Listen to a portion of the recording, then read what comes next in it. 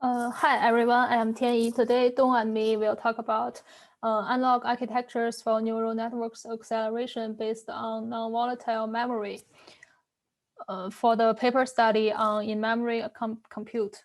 Analog hardware accelerators which perform computation with a dense memory array have the potential to overcome the major bottlenecks faced by a digital hardware for deep learning, different from other services of neural networks accelerators based on emerging devices.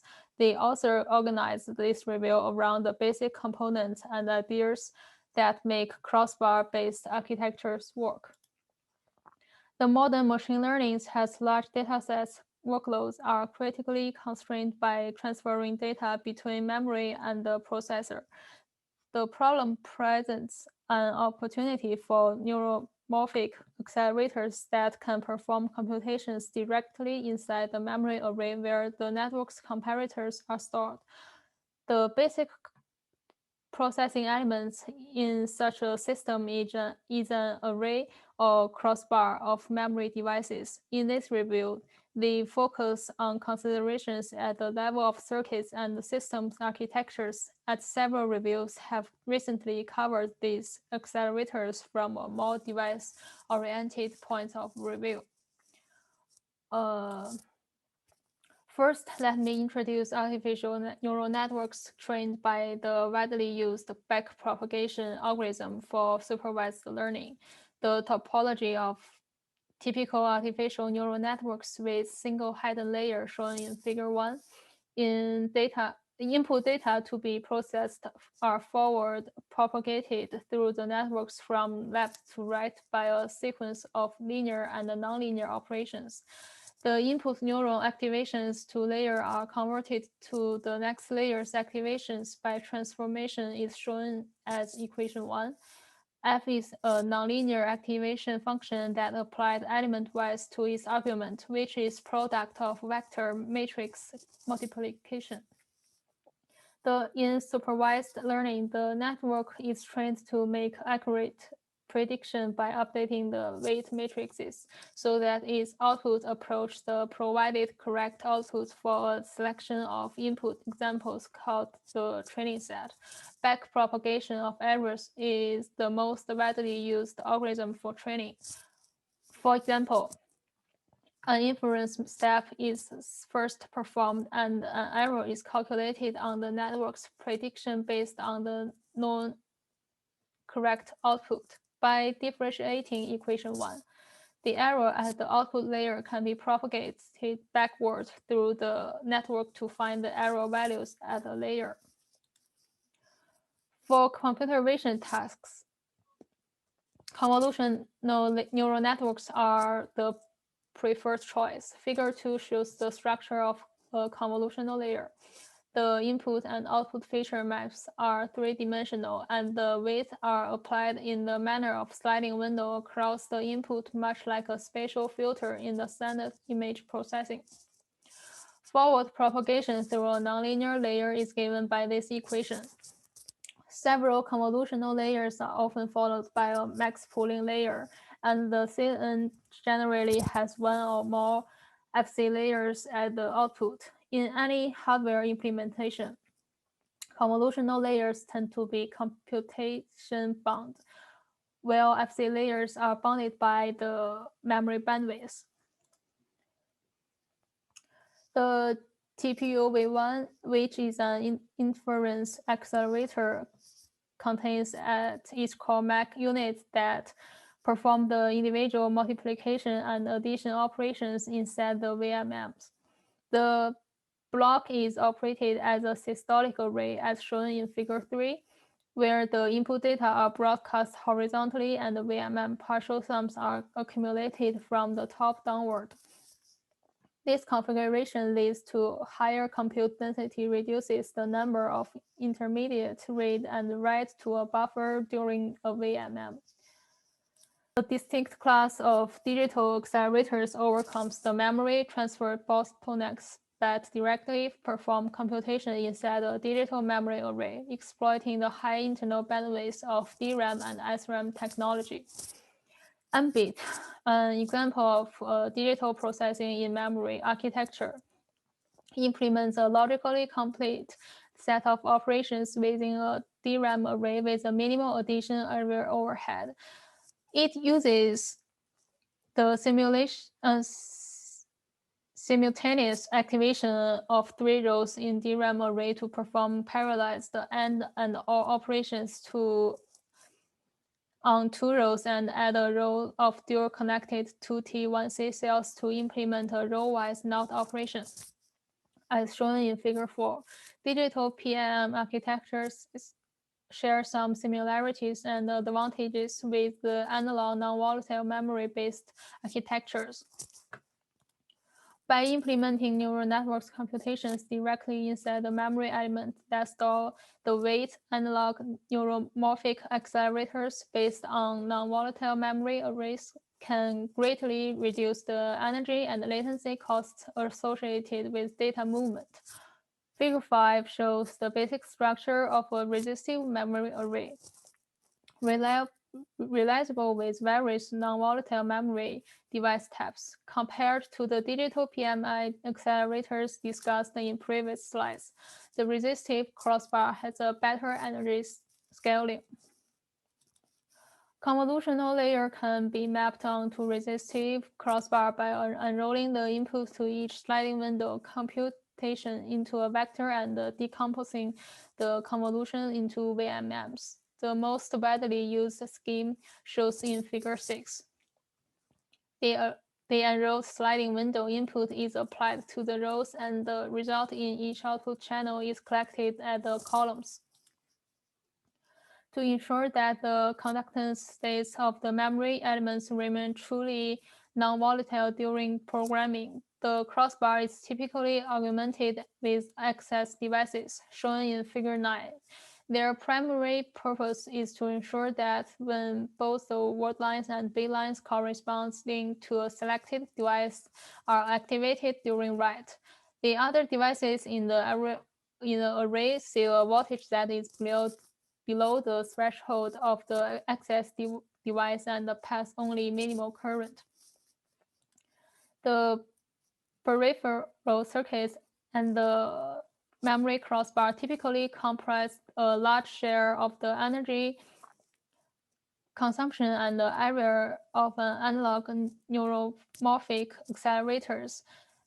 In many cases, they also dominate the latency. One of the differences between analog architectures is the way in which they represent the input signals to a VMM operations to drive rows of memory crossbar. Authors reveals 4 different schemes for representing the crossbar into signals and the associated peripheral circuit in the signal path: voltage amplitude encoding, analog temporal encoding, digital temporal encoding, and input bit slicing. Since the crossbar executes its computation on analog signals, most accelerators require the conversion of the VMM output into a digital form that can be transmitted to the next layer of the neural networks.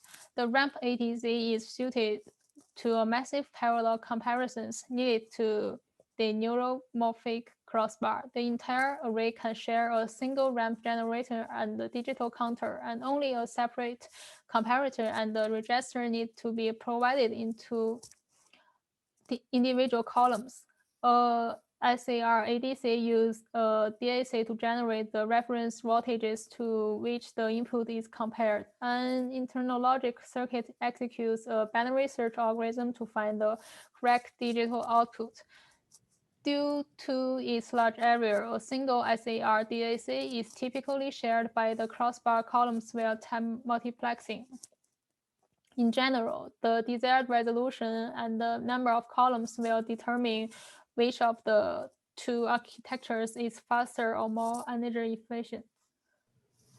So let's now look at the architecture for inference. In other words, it's the main network for the forward propagation.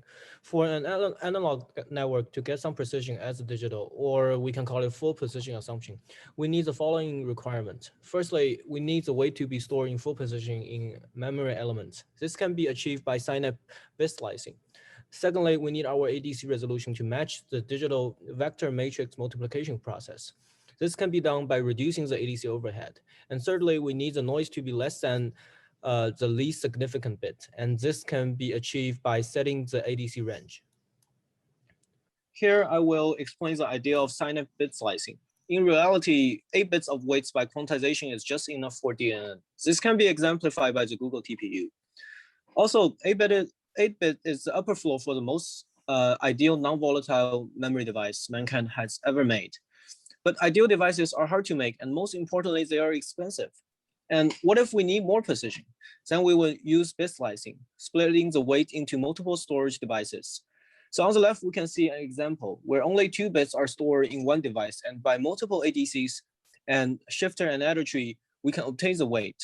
This will let us have less ideal and expensive memory devices, and also less pressure on ADC resolution and greater protection to the noise. To reduce the ADC overhead, we first need to know ADC resolution is determined by the max value of the dot product. And to lower needed ADC resolution, we can either do bit slicing just as the last slide, or we can calibrate the ADC to fit the operation. For example, if we have sign value computation, we can have results that are closer to 0 rather than only positive value computation.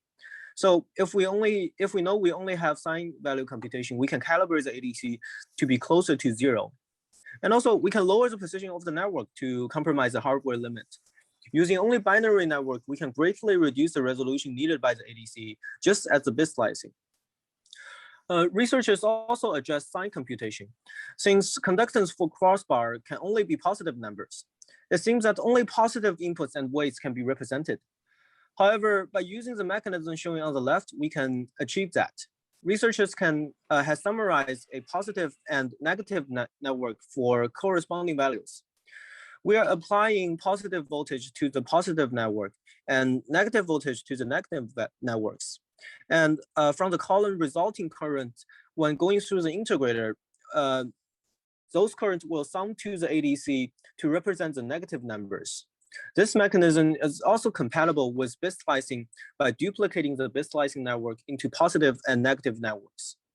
So much like digital accelerator for neural network, analog accelerator can also divide the memory resources into different clusters while sharing some resources.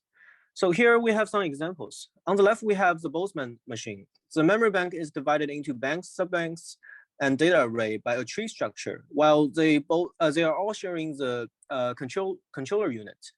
And in the middle, we have the prime architecture, where each ReRAM are act as one bank, and each bank consists subarrays. For the prime architecture, it's a linear structure. And also we have the ISIC structure on the right. For the ISIC architecture, less logic is shared, and all components are mapped onto a grid structure. And for each substructure, it has its own storage and computation unit. Let's then look at some performance metrics. Researchers has compared a reference mixed signal network to multiple digital networks in the inference performance or the forward propagation performance. We have the notable NVIDIA T4, Google TPU, Habana Goya, and NUPU. We can see that although for resolution and throughput, there's not any advantage from the mixed signal network, but for the density of the networks, the mixed signal is comparable to digital networks other than the UNPU. This is mainly because of the currently high overhead for the mixed signal circuitries that can be improved. And also the main advantage for mixed signal network is that the energy efficiency. We can see that while most digital network can only achieve couple TOPS per watt, mixed signal network can achieve hundreds of TOPS per watt. So as a result, mixed signal neural network can really show advantages when the energy is the main concern. And I think that's enough for the forward propagation. Let's talk more about training for neural network or the back propagation. Just as Tianyi has mentioned in the previous slide, for backpropagation, two main calculations is involved, and we have listed them above: the layer by layer error term and the weight update term. And both of them have calculation of matrix vector multiplication, order product, and activation function derivative. And the easiest would be the activation derivative function. It could be accomplished by storing most value of derivative at a lookup table, and then get it upon use. Then for the matrix vector multiplication, since matrix vector multiplication for backpropagation is just the transpose of the vector matrix multiplication of forward propagation, we only need additional routing around the crossbar to achieve backpropagation with minimal overhead and minimal additional logic. So from below diagram, we can see that for forward vector matrix multiplication, we are writing the crossbar from register 1, and then through the row driver, just as the when we are accessing a memory. And for the backpropagation, the matrix vector multiplication, we are also getting the value to be computed from register 1. But now it is going through the column voltage coding vertically rather than through the row driver. In this way, we can modify the forward propagation circuit with minimal routing and overhead to support the backpropagation. But we still need to adjust the outer product computation for weight update function. So if we look at the left image, we can see that we are getting values from register 1 for row drivers encoded as temporal signals, like the pulse length and pulse train. And from register 2 for column drivers, that is encoded as a voltage coded value, just like the values for a DAC. So after loading the values, we can see that the detailed computation is shown on the right image. The computation is performed in 4 phases because it can cover all possible sign combinations. The computation is just the same as the forward propagation. Previously, we have only discussed backpropagation for a batch size of only 1, which is to update the weights of the network one output at a time. What about batch training, meaning updating the weight from multiple outputs at the same time? Researchers has discussed some architectures that can realize this functionality.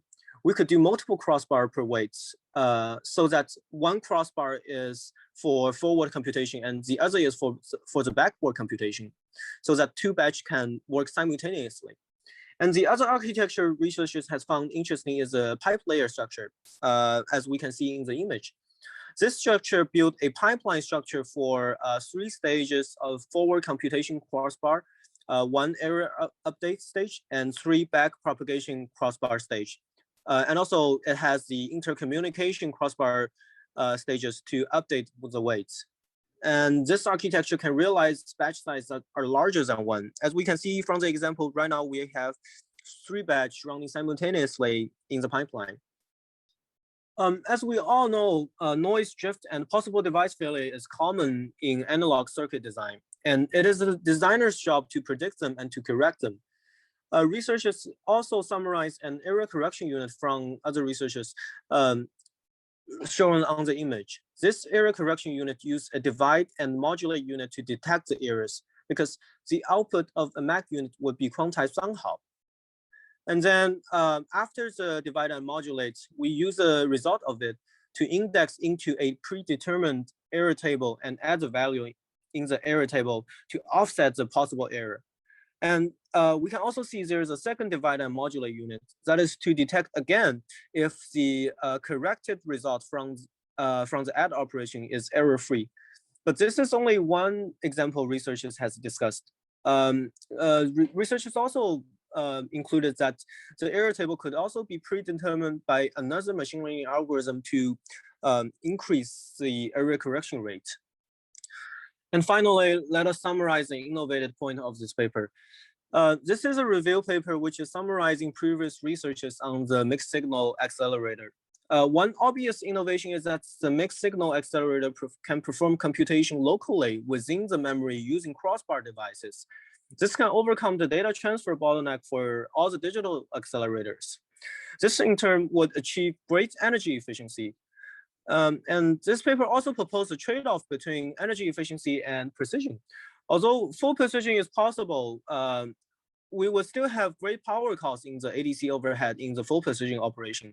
But now for currently, we already have complete design for low precision design by some of the mechanism like the bit slicing quantized bits with very low energy cost.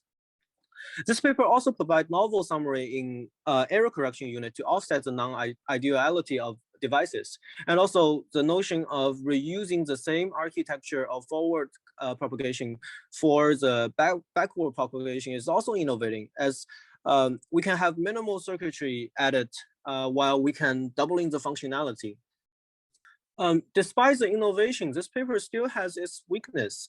So firstly, we have low performance in throughput and frequency comparing to the digital circuit. Further, we think further researching is needed. This is because the mixed signal accelerator using crossbar structure still has overhead to be reduced in power, area, and latency. This is caused by the peripheral circuitry. So lots of energy and area is wasted for converting between analog and digital domain.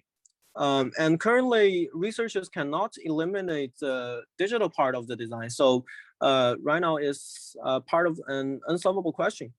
And secondly, non-ideal physical device could reduce the accuracy. The error correction idea is novel, but still needs some improvement to achieve a high error correction rate. And thirdly, the quantization resolution is a challenge comparing to a digital circuit because full precision still require overhead in the energy efficiency.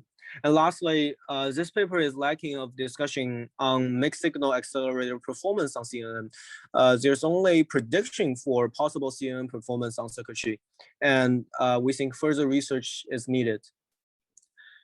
That is all our presentation. Thank you for listening.